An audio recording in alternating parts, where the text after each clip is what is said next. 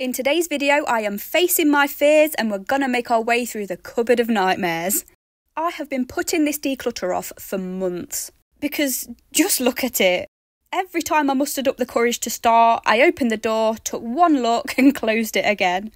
But it's happening now, we're doing it. And I have big plans for this cupboard. It's not just going to be a boring old storage space. I'm transforming it into the cupboard of my dreams. It's going to be a little space in the house that's just for me. Somewhere that brings me comfort and motivation. And this will all make sense to you later on in the video. But I think you're really going to love the transformation. So as always, with colossal tasks like this, I'm going to break it down into sections and get it done bit by bit. There was no chance I was getting this all done in one day. I find splitting it all up and setting smaller goals makes it actually feel achievable. It's like chiselling away at a rock to reveal a work of art. You don't have to see the final product right away, just make a plan and keep plodding on. So without further ado, let's get into it. Day one was all about decluttering. I wasn't going to worry about where everything was going to go once I was done, or how I was going to categorise and organise it all. My only goal was to get everything out and reduce the amount of stuff drastically.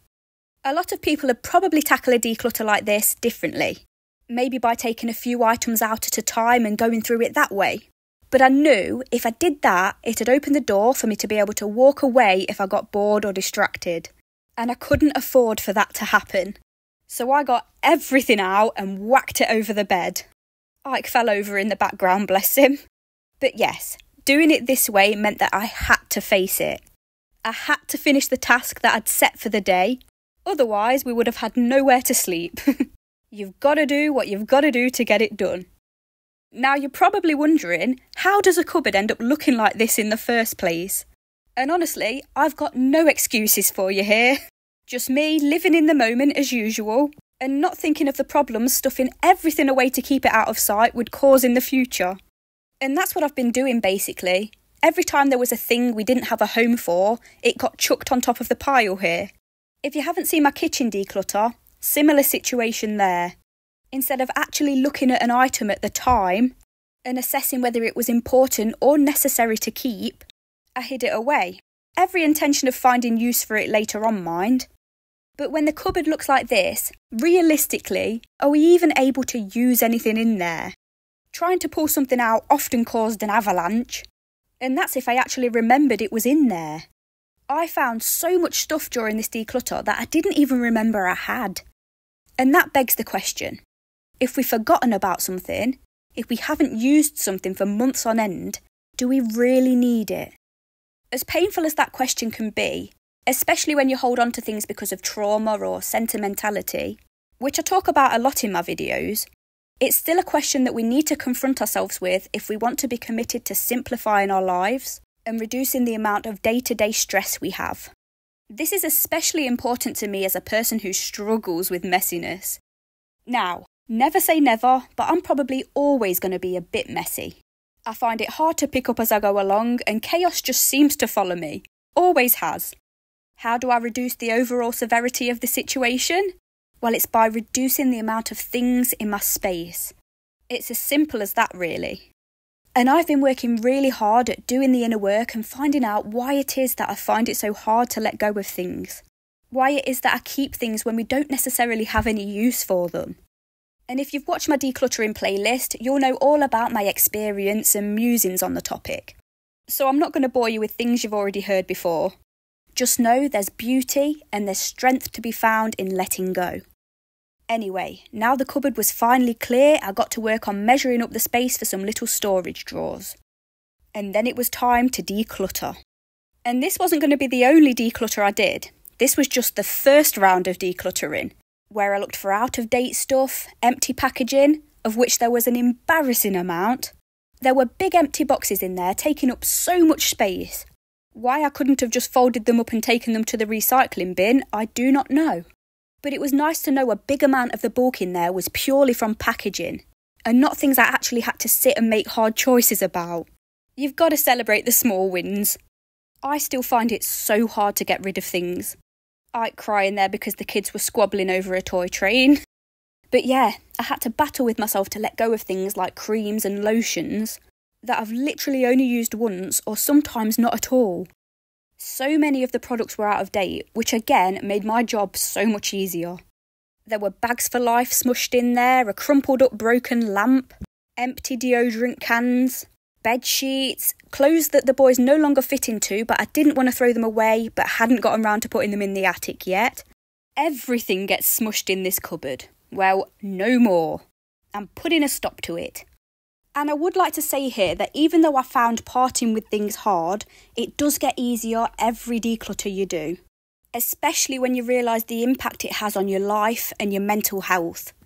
On my decluttering journey so far, I've learned so much about myself and what I'm actually capable of when I put my mind to it. I have been a chronic procrastinator my entire life. The thought of undertaking a task that I found even remotely scary or daunting was enough for me to push it to the back of my mind and avoid it for as long as humanly possible. And this is not just when it comes to things around the house. It was coursework and phone calls and making appointments, returning items before the deadline. The amount of money I've lost in my lifetime because I didn't return things in time, all because of an underlying anxiety and a fear of putting myself into situations that I wasn't fully in control of. I don't know how the anxiety originated, but I do know that the only way I reduced that anxiety was by working through it, by facing my fears and pushing myself out of my comfort zone again and again, until I realised that these things aren't actually scary at all. And in fact, what is scary is the amount of time and life wasted spent putting off and worrying about easily solved things. As you can see, I'm still right in the middle of my own journey. This cupboard was my Everest. And in finally jumping in and getting it done, I'm removing a massive hurdle that was blocking me in a lot of other areas in my life. It's all connected. Our homes, our relationships, our goals, our minds.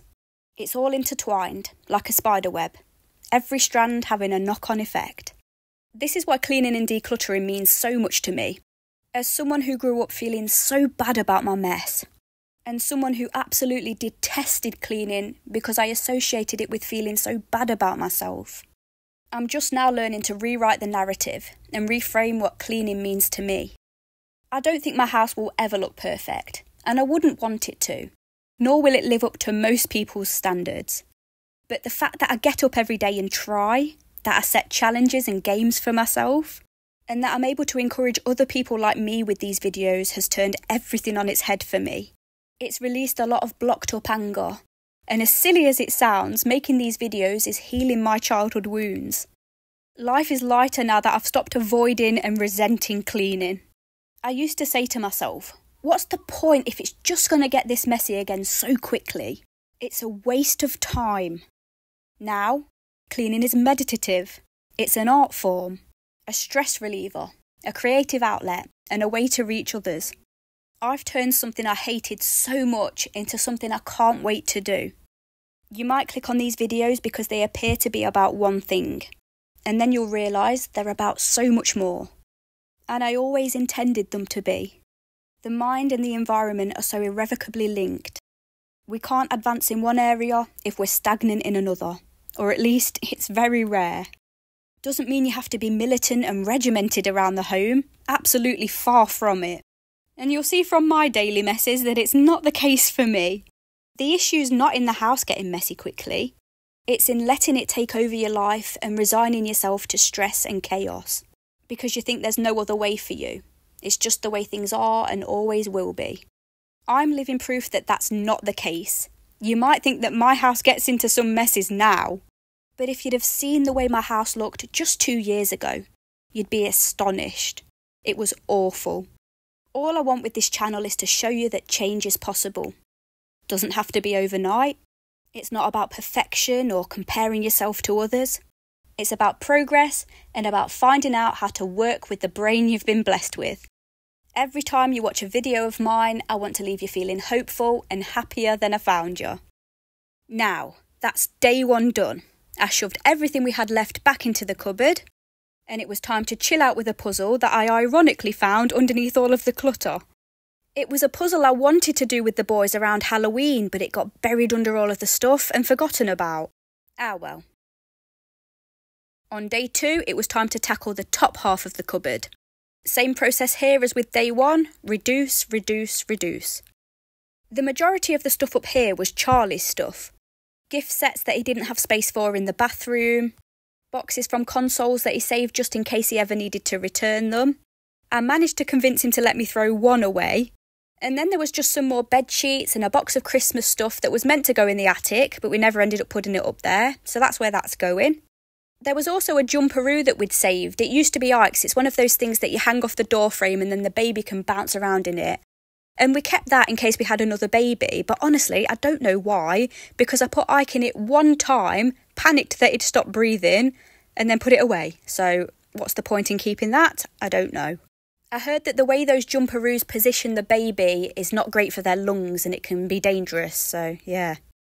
I am a panicker when it comes to those sort of things. And speaking of that, my health anxiety has been going crazy these past few weeks, so I'm going to talk about that later on, I think. Anyway, compared to yesterday's declutter, this one was a piece of cake. And I'd chosen to get the hardest one out of the way first for a reason. It just makes sense, doesn't it? In this bag, I'd found some baby clothes that I'd saved, and I just want to show you how cute this is. I remember my granddad, he passed away a few years ago now. He absolutely loved the photo of Rudy in that hat. He had it on the mantelpiece, so 5 years later I was determined to recreate the photo with Ike. And it just makes me so happy. My granddad didn't get to see Ike in the hat, but I know he would have loved it so much. So yeah, I'm keeping that forever. Some things are worth keeping. Me and Rudy actually moved into my grandparents' house when I was pregnant with Ike. For those of you who don't know, I suffered with a pregnancy condition called hyperemesis gravidarum. And it's basically a debilitating level of sickness that stops you from being able to function properly. I've spoken about it before, but if you want to know more about it, there's lots of information online. So when I was pregnant with Ike, I struggled to get up and cook for Rudy or look after him properly at all. I was there emotionally to snuggle and read books and chat, but I needed some help with the rest. I sometimes feel really resentful that in order to give him a sibling, I had to sacrifice so much. For that period of time, I couldn't go to work or run around with him or get out in nature. I remember crying my eyes out because there was a huge snowstorm one night. The first one we'd had in years, and I wasn't able to go out and make a snowman with my son. Something so simple. I really had to fight to bring my babies here. It was awful, both mentally and physically. I spent the first half of both of my pregnancies bedbound, but luckily for me, it started to improve after that. Not all HD sufferers are as lucky. Anyway, I was so ridiculously fortunate to have family support. Ike wouldn't be here if it weren't for my grandma and my granddad. I was able to move in with them for that short time so that Rudy could be surrounded by family. All of my other family members, my auntie, my brother, my dad, Charlie obviously, would come around all of the time. And I could rest and fight through this horrible thing knowing that he was loved and cared for and with someone all of the time. If I'd have stayed at home, there would have been times Charlie would have had to go out to work and long stretches of time where Rudy would have been relying on someone who could barely get out of bed. It all worked out in the end though because we got to meet this wonderful, silly, funny boy who I couldn't imagine life without. The most precious thing about it all to me though is that my granddad passed away shortly after Ike was born. And I got to spend the last few months of his life with him, and in a way, Ike did too. So yeah, as I was rambling on there, you'll have seen that after I decluttered the stuff on the bed, I started cleaning and painting the bottom of the cupboard. I just wanted to give it a new lease of life before I started organising everything in there. As I said earlier, I had big plans for this cupboard. So let me tell you more about that while we get it prepped and ready. So I wanted this cupboard to be more than just a place to store stuff. I wanted it to be a place that I could open the door and be instantly flooded with joy. I wanted it to be a place that I could map out my goals, appreciate my loved ones, celebrate my successes, and store more than just makeup and hair straighteners. Essentially, I wanted it to be a miniature room, with twinkling lights and a little bookshelf and a reed diffuser, so that I associated a certain smell with my lovely little space in the home. I am so passionate about smells and the power of olfactory links. I love that you can smell a certain smell and it will instantly transport you to a place in time. There's something magical about that. Here I am sorting through my makeup bag, deciding what I'm going to keep and what needs to go. This bag and its contents were way overdue a clean, as you can see. I am a gross old toad, what can I say? Anyway, I know the cupboard's not a huge space, but anyone who shares a home with multiple people, especially children, will know that your space is never truly your own anymore. My bedroom isn't even my own, but this little cupboard could be, and I wanted it to be special. You saw me decluttering all of the things on the bed on day one. Well, I wanted to narrow it down even more and really be selective on the few items I decided to keep. I'm not messing around here. I'm really committed to there being as little things as possible in this house, so there's more decluttering on the way. But yeah, for the cupboard, I bought 2 little wicker storage drawers and a shelf to store my books. And I decided that's it. Anything that doesn't fit doesn't make the cut. I do not need all of the stuff I have, it's excessive and silly. And I just want a simple life. I'm really excited because as a treat for clearing the cupboard, incentives are a big motivator for me, by the way, and a fantastic trick for getting yourself to do the thing. But as a treat, I bought myself the True Blood box set. I watched the series when it came out and I absolutely loved it. And I thought, do you know what? I need a bit of escapism. I've gotten so used to reading non-fiction or self-development books. I want some fiction. I want some magic and vampires and fairies. I am reclaiming my inner child or inner teen with this cupboard. Because it was a time where I was a lot more enthusiastic and hopeful. And I want to inject some of that back into my life. So I'm really excited to start reading those. I think we can all agree that the world has kind of shifted, and our collective energy and attitudes are not as optimistic as they once were. Unless you've been living under a rock, I'm sure I don't need to go into the whys. But when I think back to even 5 years ago, when Rudy was little, I had a completely different outlook on the world. Everything seemed lighter. And Ike's kind of got the short end of the stick. He's gotten a completely different version of me than Rudy did, and it makes me really sad. It's true that every sibling gets a different version of their parent, but I still want to be the best I can for him. So I'm really going to be working on cultivating and maintaining a positive mindset whenever I possibly can. So one of the things I'm doing with this cupboard is I'm writing out some cards with my goals for the day. And I'm going to pick one at random each day and stick it onto a board so that it's the first thing I see each morning. And it's not going to be like get your steps in and drink this amount of water or cut this out, nothing like that.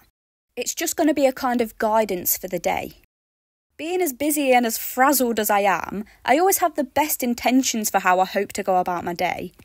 You often hear me talk about gratitude and being present, but I find it really hard to apply these things in my day-to-day life, especially when I'm busy or overstimulated. In today's world, we barely have a second to stop and think, or to stop and smell the roses. It's all go, go, go, isn't it?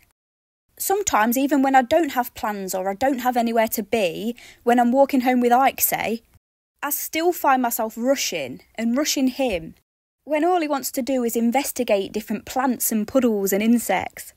I feel like I just rush to get from A to B on autopilot at this point. And in the past, whenever I've tried to embark on a journey of self-development, I've always tried to change everything or add processes in all at once.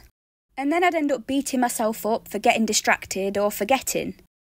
But yeah, there are certain things I'd like to be more practiced in, and these are the things I've written on the cards. The first is obviously to be more present. I often find myself constantly living in the future, planning, ticking off mental checklists, worrying, mostly. Another thing I'd like to put into practice more is gratitude. Being grateful for what you have, no matter how small, is so important. I'd also like to get out of the house a lot more, especially out in nature with the boys. As much as I love nature, I am such a homebody. I love nothing more than to be in my PJs at home. And I would like there to be more balance in that area. I was always outdoors as a child, and I don't want to deprive my children of that. Another one is I want to have days where my phone is only used in emergencies. No doom scrolling on social media. Because all it ever does is depress me and take me away from the people sitting right in front of me. I especially want to cut it out before bed and first thing in the morning. That's not how I want to start and end my day. I think we all realise that being constantly tethered to our phones is not good for our mental well-being at all, but it's so hard to break the habit. I would like to add a caveat here though, and say that keeping abreast of what's happening in the world is vital, And obviously we do that mostly through our phones, but as I keep saying, balance is key in all areas. Anyway, I will get back to telling you more about the cards, but I think I've rambled on enough about them for now. So here I'm putting everything that we're going to keep back onto the top shelf, and I think it looks so much better. Day 3 was about shaping out the space aesthetically, putting up some fairy lights, the bookshelf, and deciding where to put the storage drawers. I wanted this cupboard to be as pretty as it was practical. And after I'd done all of that, it was time to decide what each little drawer was going to be used for. And then I went in for a third and final declutter. How cute are those fairy lights, please? It's such a simple thing, but it made me so happy. Anyway, the final declutter was where I had to really have words with myself and ask, how often do we use this? Will we use this in the next month?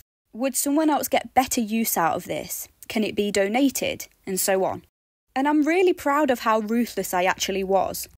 And the sense of relief when I actually made the choice to get rid of something was immense. Anyway, you know how I told you I measured out the space and got a little bookshelf? I didn't take into consideration the actual thickness of the shelf itself. So that idea was out the window and I had to improvise. Luckily, the box set I had was already in a really pretty box. And I knew it would be easy to balance it on top of something and then position the other books around it. So I thought it'd look nice on top of this wicker basket I had. I used that basket as a memory box for old pregnancy scans and other precious keepsakes. And it's really pretty to look at. So yeah, not what I'd hoped, but I think it turned out okay. So I had 8 little baskets to work with. Small baskets as well, and that was intentional. I decided the first drawer was going to be for hair removal stuff, like wax strips and my epilator. And I'm going to be honest with you, they don't get used often. I am like a Yeti 90% of the time. And I'm proud of it. But sometimes I will use them if we're going on holiday or something like that. Drawer 2 was for face masks. Drawer 3 was for tampons. Now, I don't actually use these anymore, but I like to keep them around in the house and in my bag just in case someone comes around and needs them or I meet someone out and they haven't got one on them. Drawer 4 was for makeup that I don't use daily, but it's for date nights and special occasions and things like that. Drawer 5 was for essential oils and similar stuff. I have some rosemary oil that I bought after I had Ike because my postpartum hair loss was ridiculous, but I never got into the habit of using it regularly. I like to think I will now that I know where it is and it's accessible. Drawer 6 was for my daily makeup I use often for work. I'm still keeping it in the bag though so that I can transport it around with me whenever I need it. Drawer 7 and 8 were for face and body creams respectively. And then I used one of my old storage boxes for my hair straighteners and curlers because they couldn't fit in the little baskets. And that's that. Aside from some books, the only other precious thing I was keeping was our lovely Onion's ashes. If you don't know, Onion was one of our beloved family dogs, my brother's absolute best friend. And he passed away in an accident last summer. Still not over it, don't think I ever will be. But I haven't been able to face taking the ashes out of the box. Today I am. Now, let me tell you what else is written on my, I'm going to call them guidance cards. So you heard a few of the phrases that I've written on the cards, like live in the now or a no phone day. But I also want to start romanticising my life more. I know that sounds really silly. But I think a lot of the time we can be so focused on how we'd like our lives to look that we forget to recognise that actually our lives are pretty awesome just as they are. All of the intricacies and subtleties, the scenery, the momentous amount of love shared between people quietly from day to day. Just because these things might not be picture perfect, loud or performative, doesn't mean they're not special or noteworthy. We just have to take the time to notice. I've also written out a card that reads, "My anxiety has no power." And on the day I pick that card, I want to stop myself in my tracks every time I have a panicked thought. I suffer terribly when it comes to health anxiety. And if anyone watching this is the same as me, I really, really feel for you. Since becoming a mum, I worry about my children's health 24/7, to an extent that I don't think is normal. I catastrophise every cold, every bug, every lump. And I don't want to go into too much detail, but currently I am really, really struggling. I'm often paralysed with fear that my life's too good to be true and something bad's gonna happen. It's inevitable. It feels like a constant sicky feeling, like someone's punched me in the gut. So whenever I pick that card, I want to do my best that day to rationalise those feelings whenever they come up. And if I can't do that, at least distract myself and not let the thoughts take over and ruin my day. The last card I wrote down that I'd love to implement in my life more is acts of service. Whether that be cleaning someone's home, which as you know, I love to do when I can. But it can also be going above and beyond for a customer at work, saying yes to my children more when they want to play, bringing home Charlie's favourite foods to let him know that I've been thinking of him, sending a text to a friend to let them know just how much I adore them. It can even be as small as saying hi to a passerby, distracting a crying baby for a stressed out mum, or holding the door for someone behind you. It's all about connection. It doesn't have to be huge, but I want to make an impact on as many people's lives as I can. Because I think life's fuller that way, and I think it makes the world a better place. These actions have ripple effects, don't they? And people often pass it on. Day 4 was the final day of my cupboard makeover. And on this day, I sat and watched Bridgerton with a lovely candle on. I wrote out and coloured in my guidance cards. I cut out and stuck on my favourite photos of my family onto a board so that every day I wake up and remember how lucky I am. I put up a date night poster for me and Charlie. It's something you scratch off at random and it tells you what date to do. And I also finally found a home for my silver play button. It's been hidden behind a plant in the kitchen for ages. But today I thought, no, I'm going to display it. I've worked so hard to achieve this. And teenage me, the girl I made this cupboard for, the person I'm trying to heal, would be astonished and so proud. And I just want to live my life to the full for her. My issue is though, as I said earlier, is that I always try and add things into my routine all at once, rather than gradually and slowly stacking habits until they become second nature. Does that make sense? I don't know if anyone else can relate to this, but I am by nature a very all or nothing person, and I struggle to compartmentalise, or should I say, separate my day into different sections, or to switch between modes of being. I'm forever in the pursuit of balance. And I think a short sentence that guides my day in a simple way is a great idea to integrate self-development in a way that my brain can manage. And it might be something that you'd like to try. I don't know. I'll get back to you after I've tried it out. All I know is I don't want to be resigned to being in a constant state of living in the future, cycling my to-do list in my head, not taking the time to appreciate the moment while I'm in it. And I don't want to fall into the trap of always waiting for a moment in the future where I'll truly be content and happy. Because the only moment we truly have is now. And I think to an extent, happiness is a choice you make every day, and it takes work. A lot of the time I feel like I'm here, but not really here. I'm home with my family, but my mind's elsewhere, ruminating on things I need to get done, worrying about money, about health, about the state of the world. The guilt I have that I've chosen to bring my children here to a planet where there is so much hatred and unnecessary suffering. For what? Land? Money? It's all consuming some days, but I've realised that one of the things I can do in the long run, one of the biggest gifts I can give to the world, is raising compassionate, educated, socially aware, brave, kind and moral humans who want the best for others, who don't see the world in terms of us versus them. And to do that, I need to put the work in. Anyway, before I go and I show you the before and afters, by the way, please let me know what you think. I just want to give you a walkthrough of what I mean by, for example, living in gratitude. So if I pick that card, first thing in the morning, I'll write 10 things I'm grateful for. And then I'll go about my day and remind myself of all the ways that life has been good to me. I have a loving, kind, emotionally intelligent partner, the kind of person I always wished for. I have 2 gorgeous children. There was a point in time I never even believed it was possible for me to become a mum. I'll celebrate the fact that my parents are still with me, that we have running water, food. I think we should all recognise daily what a privilege that is. To be able to put food into the mouths of our children, it's something we often take for granted. That we can walk up to the fridge and get a snack, that we even have a fridge and a roof over our heads, that we have access to medical care should we ever need it, and books and art and all the different kinds of music, that we have the internet and there's a plethora of knowledge at our fingertips, that people have taken years out of their life to study, to be doctors, dentists, engineers, scientists, builders, plumbers, all of the people who keep the world spinning as we know it.